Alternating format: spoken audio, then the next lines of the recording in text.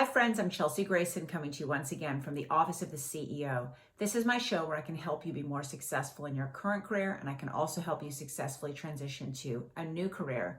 So let's dive right in. Today I wanted to talk to you about my top guidelines for proper email etiquette. So first, the subject line.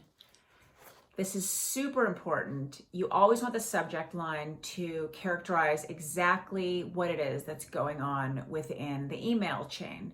So if it doesn't, if it's become irrelevant because there have been a bunch of replies and back and forths and the subjects have changed, or it's been a while since you picked up this subject or this email chain and you're picking it up again because everyone's on it that you need, but it's a completely different subject, then you need to do the little drop down, you need to edit subject, and you need to put the new proper subject. Because if it's the old subject and that's become irrelevant, obsolete, it's not timely anymore to be talking about that topic, then a lot of folks aren't going to read it. So you run the very obvious danger of not having whatever your needs are met and addressed. Even equally important is if all of a sudden you're replying to the same email chain and now you've decided that you're going to attach a document. It's always best, even though we know that when we see an email that has an attachment, it'll indicate that there's an attachment. It's always best to edit the subject line once again, and this time usually all caps say attached. You can leave the rest of the subject line there if it's still relevant, but say attached so that people know that something is attached that requires their attention. So that's the subject line. Number 2, please reply timely. Some sort of a response to all emails is required within 24 to 48 hours. And 48 hours is on the far outside. I'm not talking about spam here. I'm not talking about emails that you just never intend to interact with the sender, right? I'm talking about business emails, whether it's important to you or not, in the workplace, in business, you must respond timely. Now, this doesn't mean that you have to respond with a robust answer. It doesn't mean that you've done all the research that might be required or all of the legwork. It may not mean that you're properly prepared to respond at all substantively to the email, but at least respond within 24 to 48 hours with something. Got it, working on it, I will circle back to you. Here's part of my answer. I'll circle back with status on the rest. I'm digging into that. I'll let you know right away. Or even equally as important, I really don't know. Maybe I can help you find someone that does, maybe I can't, but one way or the other, I'm a dead end for you, unless I can find someone else to come in on this. So you should start looking for someone else to answer the question or to address the topic that you've sent in your email, and don't waste time waiting for a response from me. These things are all just out of respect, and this is particularly important. If someone has taken the time to introduce you to somebody in their network, whether because that person can help you or you can help that person, that sender trusts you to be a representative of them. So please respond right away and say something. Thanks for the introduction. We'll circle right back with a time that you and I can meet to the new person, whatever it is. You are now reflective of the person that has put you into their network. So please respond right away, even if it's an I don't know, I don't have anyone for you on this. I suggest you look elsewhere because I'm not the person for this. Fine. Respond right away. They cannot read your mind, and it's so disrespectful just to ghost on an email.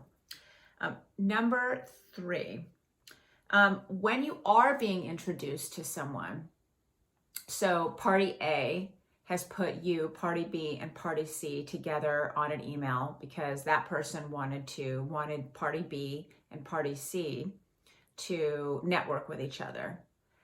The highest form of etiquette here is to respond to all, but moving party A, the introducer, to the blind copy, the BCC, and say, party A, thank you so much, really appreciate you, any other nice words.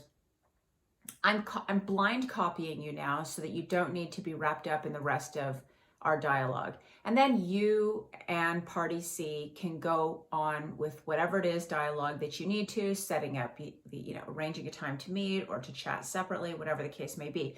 Party A has done what they need to, and their inbox won't be cluttered up with a bunch of dialogue between you and party C. So blind copy, BCC, party A. Okay, so number 4, please, please, please, and I don't have to dwell too much on this, spell check, check grammar, check punctuation. Enough, right? And there are checkers for this. There are all kinds of checkers that come with your email that you can load separately. There's all kinds of tools that it is completely inexcusable these days to have improper grammar, improper punctuation, or improper spelling. Just don't do it. Every once in a while, an errant typo, okay. But if you're a serial typo person, I'm just not going to deal with you anymore because you just look stupid. Okay. And sort of connected with that, please make sure and use proper formal writing in the email. This is not a text. This isn't a tweet. So this isn't short form language. Use proper diction. Please use formal language. Spell out all of your words. Don't do a PLS for a please or a yeah instead of a yes. Please be relatively formal. Use proper paragraphing and don't use slang and try not to use swear words in your email. All I can say is this. That email in a million different ways can show up in a third party's hands. The least concerning is if someone just copy and pastes or forwards your email to someone else. In that case, you might be a little bit embarrassed about the informality of the language that you used, slang that you used, 4-letter words that you used, whatever the case is. It might be a little bit embarrassing and certainly disrespectful to the downstream reader. At the other end of the spectrum, and this happens all the time, your email could wind up being Exhibit A in some sort of a litigation.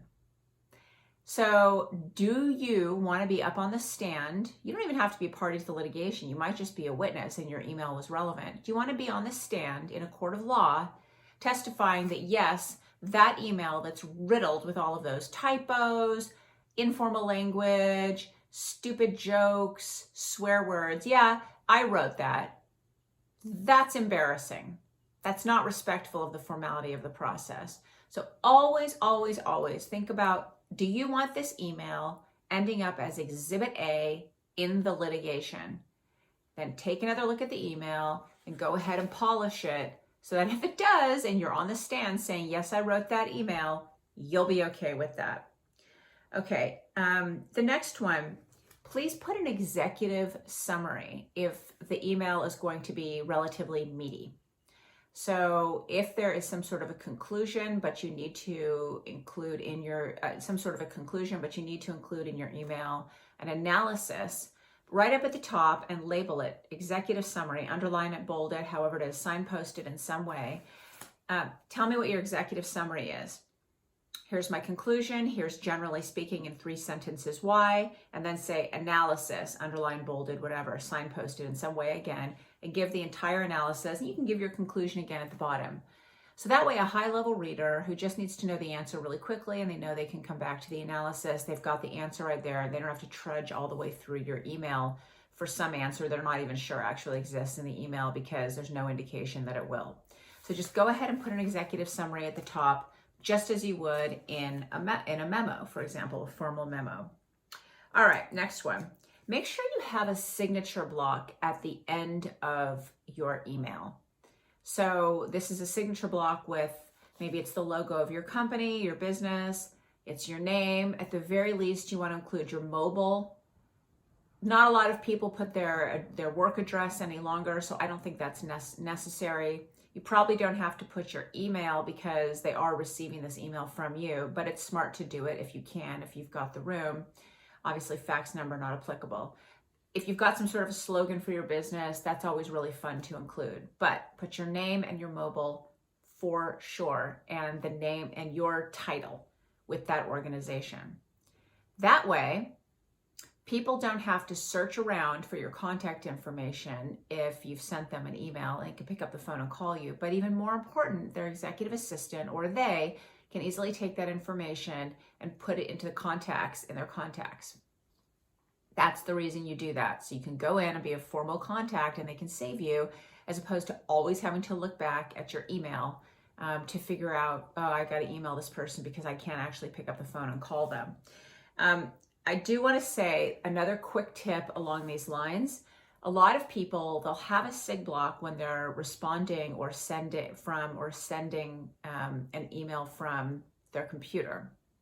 But then that signature block doesn't carry over to when they're responding or sending an email from their phone. So you need to separately go into the settings in your phone and create a new signature block, again, with the logo, with the whole thing, so that whenever you're sending something from your phone, the signature block appears there as well. I can always tell when people are emailing from their phone and it feels like a little bit informal, or maybe they're emailing me from their car, whatever it is, they're not taking it quite as seriously if they're emailing me from their phone, and I know it and they know it, and there's no hiding it if your regular signature block doesn't appear. And make sure that it also appears if you're doing a reply versus just you're sending the initial email, because a lot of people don't have it when they're just responding to an email. So then it comes through with absolutely no signature block. So enough about signature blocks, but I think you guys get the picture. Next tip, sometimes it's a phone call. Sometimes what you want to say is not meant for an email, whether it's because it's too quick or too long or what have you. Please think about that every time you're about to sit down and write an email. Might just be more appropriate, might just be more human, might just be more respectful to pick up the phone or send a quick email and say, hey, I got to chat with you about something. You got to think about it. Next tip. So mind the contents of your emails, right? So the content of your email might require that at the top you put a header that says confidential, strictly confidential. It might require that you are able to assert some sort of a privilege. If anybody ever tried to see this email, some sort of attorney-client privilege. If that's the case, you're obviously going to want to include a lawyer on this email in order to get that privilege. There's no privilege if a lawyer is not on the email. And in that situation, you also want to signpost at the top, attorney-client privilege, work product information, whatever the case is. So think about the contents of your email, who it's going to, because you might not want to do a reply to all, of course, if there's something extremely sensitive or something about one of the people that was originally part of the chain. But also think about the sorts of confidentiality standards or privilege standards that you might want the content of this email to be privy to on the back end, and think about how to establish those, or how to assert those, or how to signpost those in the email. And that's pretty much it. Those are my top guidelines in terms of proper email etiquette. I would love to hear any other thoughts that you guys have. If you want to send me a DM or provide them in the comments, be sure and subscribe to my YouTube channel so you don't miss a future episode. And I'll see you next time from the Office of the CEO.